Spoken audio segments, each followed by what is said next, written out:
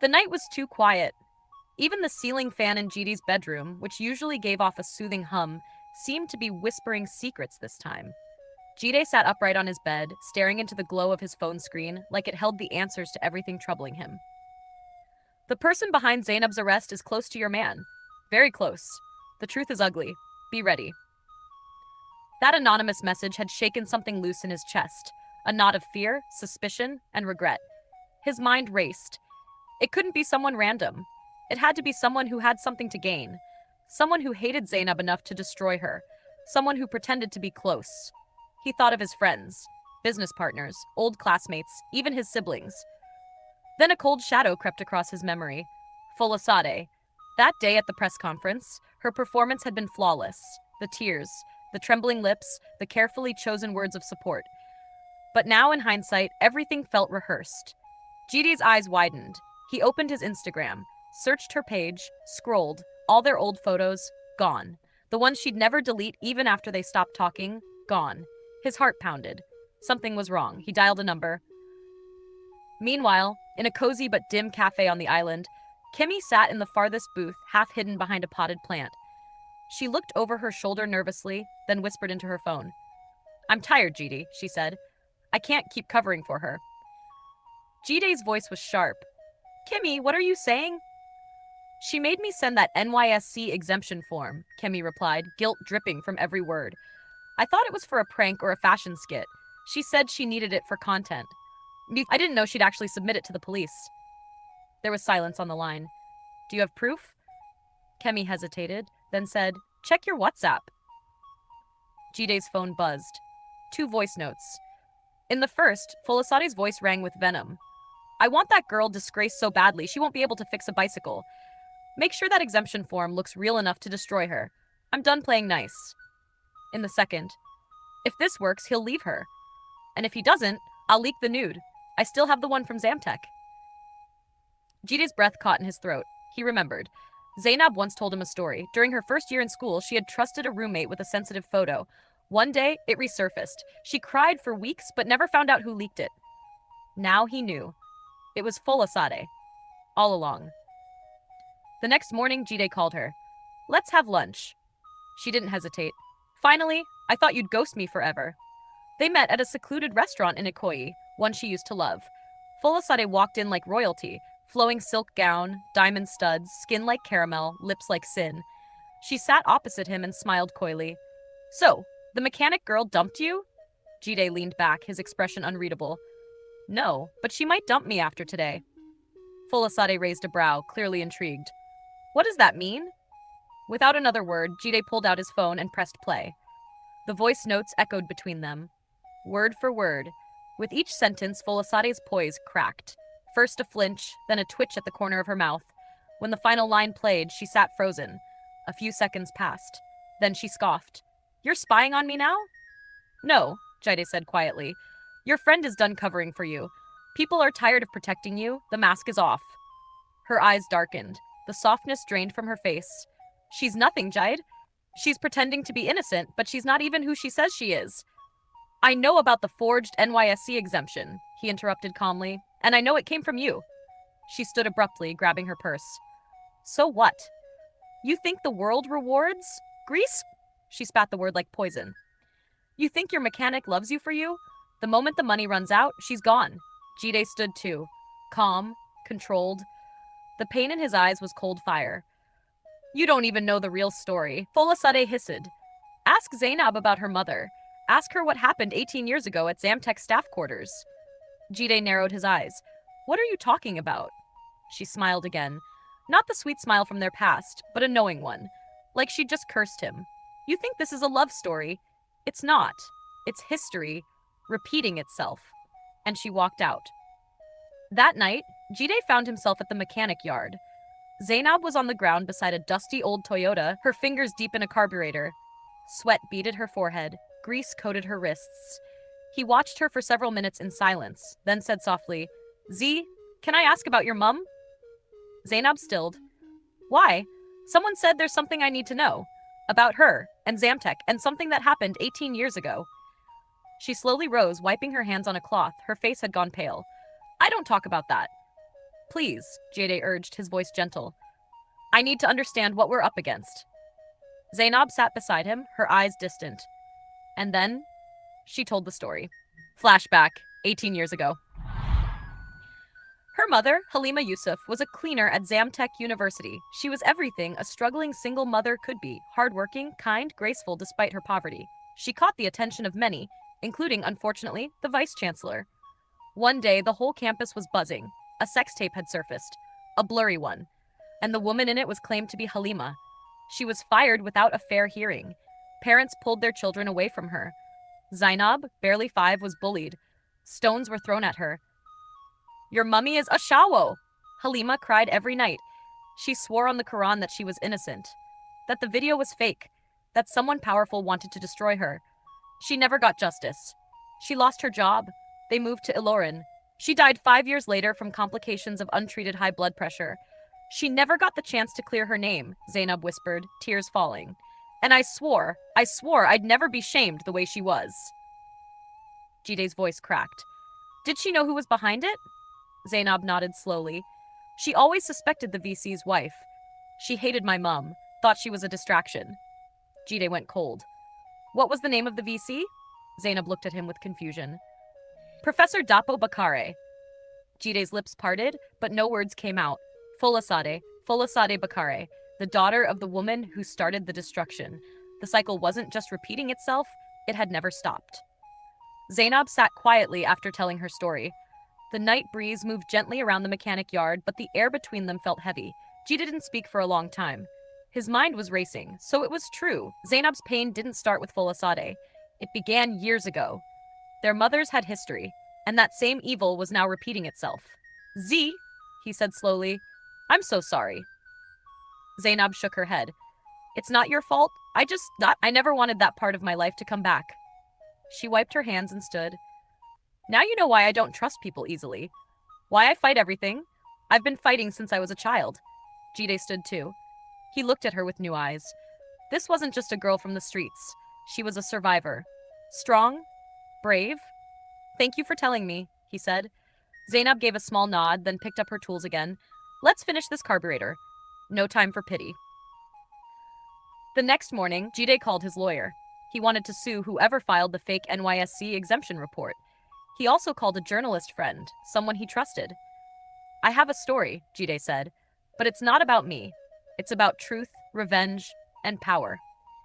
At the same time, Kemi, the stylist, also started speaking out. She posted a voice note on Instagram and tagged several blogs.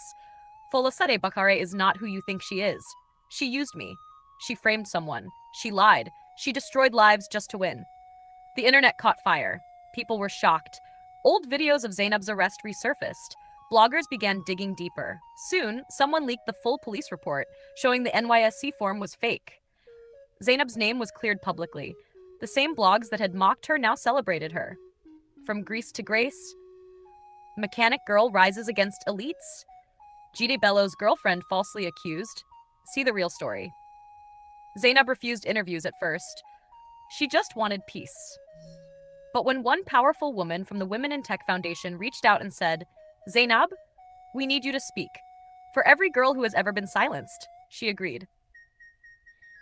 The conference was held at the Civic Center in Lagos. Zainab stood on stage in a simple black jumpsuit. No makeup, no drama. She told her truth. Not just about Folasade or the fake arrest, but about growing up poor, being judged for her job, and fighting every day to be seen. People clapped, some cried, even Jide, sitting in the front row, was wiping his eyes. After the event, job offers came. Grants, sponsorships.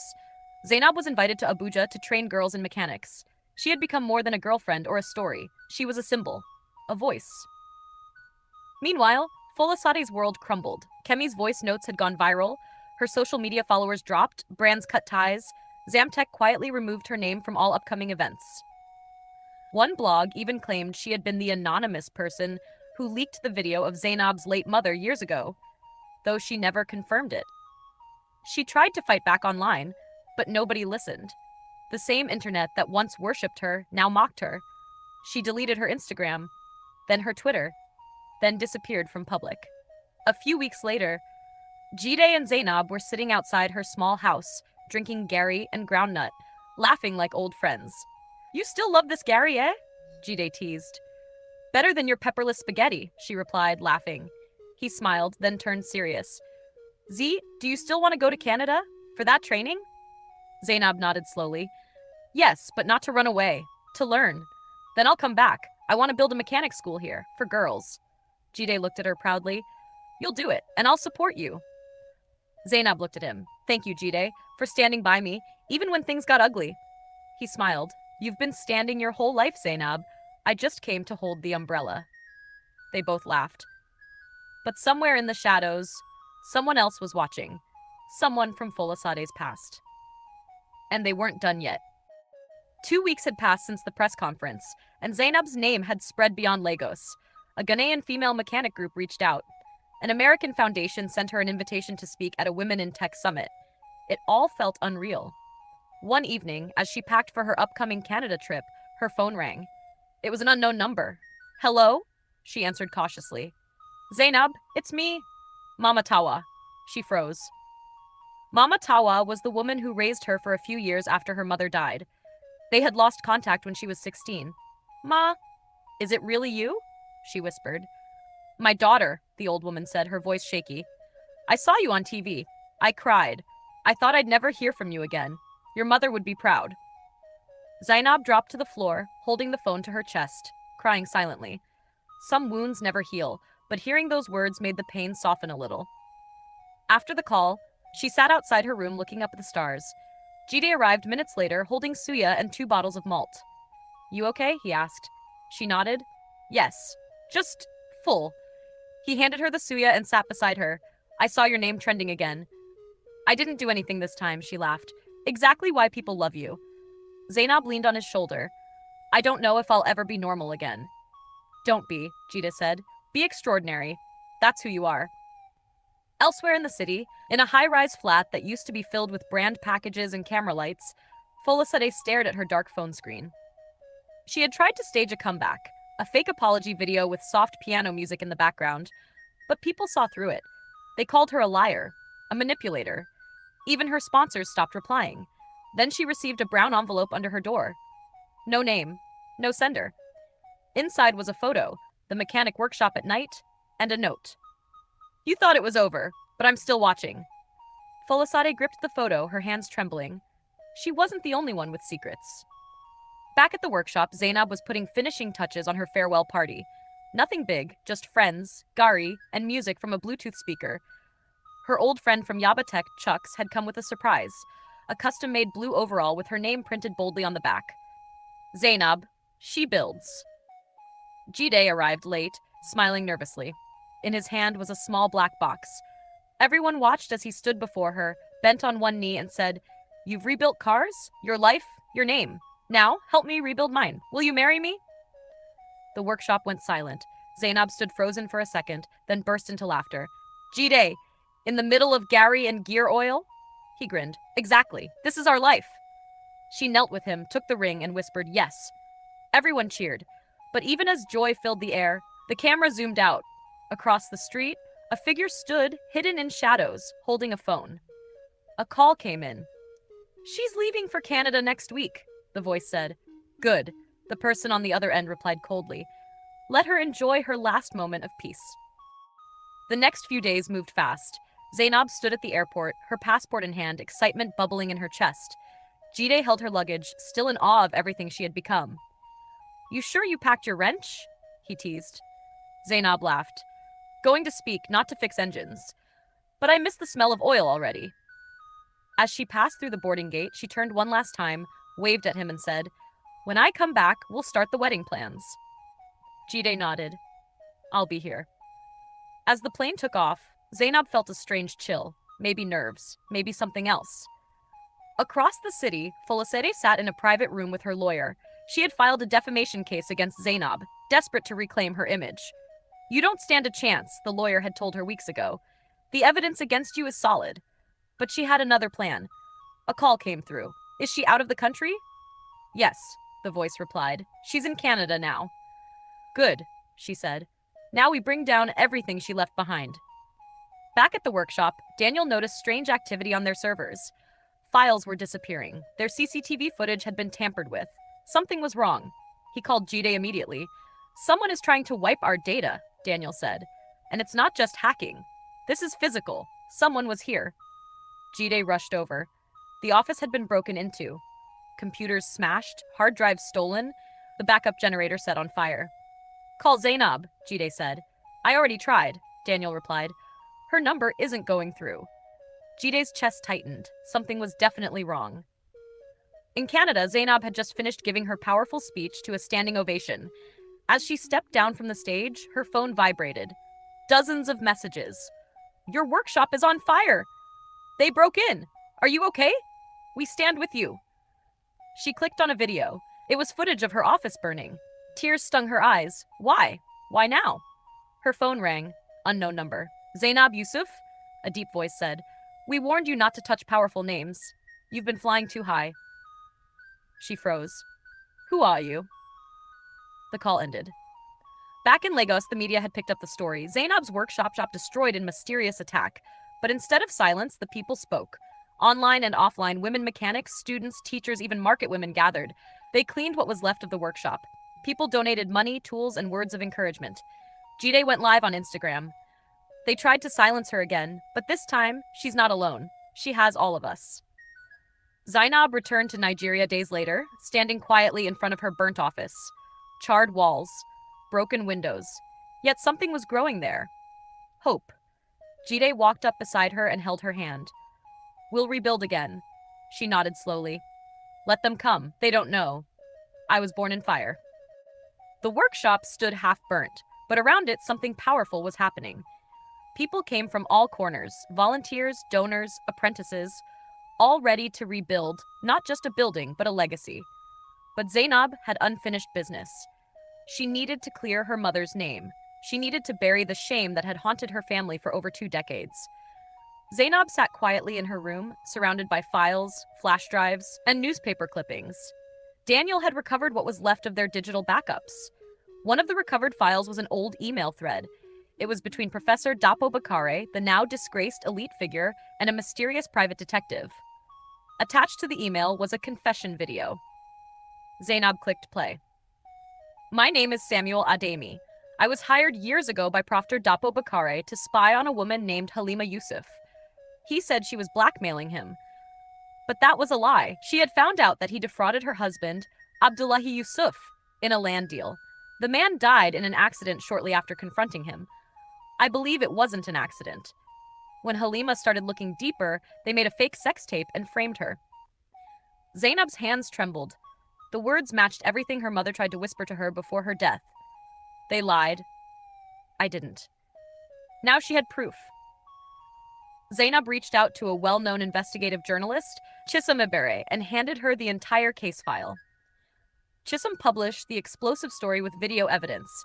It was titled, The Truth About Halima Yusuf, How Power, Greed, and Lies Destroyed an Innocent Woman. The internet caught fire. The story trended for weeks. Media houses did follow-up stories. Radio stations debated it live. Social media exploded with support for Zainab and her late mother. Hashtags like #JusticeForHalima and #Power Must Fall dominated the internet. Even people who had mocked Halima years ago came forward to apologize publicly. The government had no choice but to reopen the case. Professor Dapo Bakare was arrested for fraud, perjury, and obstruction of justice.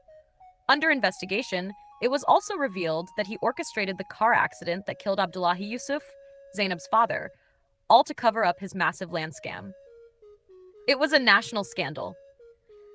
Zainab was invited to speak at the Women in Justice Forum, where she shared her mother's story and how the truth, even buried for 20 years, still had the power to shake mountains. She ended her speech with tears in her eyes. My mother wasn't perfect, but she was not what they called her. She was strong, smart, and loving. She died trying to protect me. I owe her my strength, and now the world knows the truth. Months later, the rebuilt workshop opened with a new name, Halima Yusuf Women's Auto Academy, free mechanical training for girls from poor backgrounds.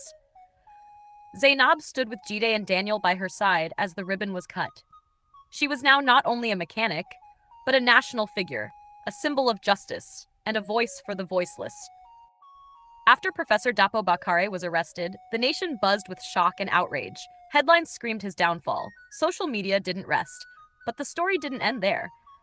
Investigators soon turned their attention to his wife, Mrs. Bakare. It was discovered that she had been the one who orchestrated and leaked the fake sex tape used to destroy Halima Yusuf's name and push her into suicide. She had done it all to protect her husband's image and their fortune. But her lies couldn't hide forever. The moment the news broke, Mrs. Bakare tried to flee the country under a false identity. She was arrested at the airport, wig off, sunglasses on, but her guilt was unmistakable. Her face flooded the news the next morning. Wife of ex-professor arrested for role in fake sex scandal. As for Folasade, she vanished completely from public view. She deleted her social media and went underground. But before she disappeared, she sent a handwritten letter to Zainab. Zainab, please do not come after me. I promise I would never bother you again. Fola. Zainab read the letter once, then quietly burned it. She had no time for bitterness. Her life was beginning again. Weeks passed and the city was calm again. The noise faded. The media moved on. And one peaceful Saturday morning, surrounded by laughter, soft music, and warm faces, Zainab and Jide had a simple, intimate wedding with just family present. Mukhtar hugged Zainab. "You're my sister, my mother, my hero," he whispered. "Thank you for everything." Months later, the sound of tools in the workshop was replaced by soft lullabies. Zainab had given birth to a beautiful baby girl. Her name was Halima Zainab Jide, named after the woman whose strength lit a path for generations. The mechanics at the workshop came to visit her. They wept and cheered. They lifted the baby up like royalty. They danced around her crib. They baked, sang, and carried her like she was a miracle. And truly, she was. The baby cooed in Jide's arms, staring up with bright, curious eyes. A new chapter had begun. One of peace and love. This is the end of this story. The moral lesson of this story is, when the truth finally comes out, it doesn't just expose lies, it heals and builds. If this story touched your heart, please like, comment, and subscribe to the channel. Tap the notification bell so you don't miss what comes next. What did you learn from Zainab's journey? Share in the comments, we'd love to hear from you. Thank you for watching.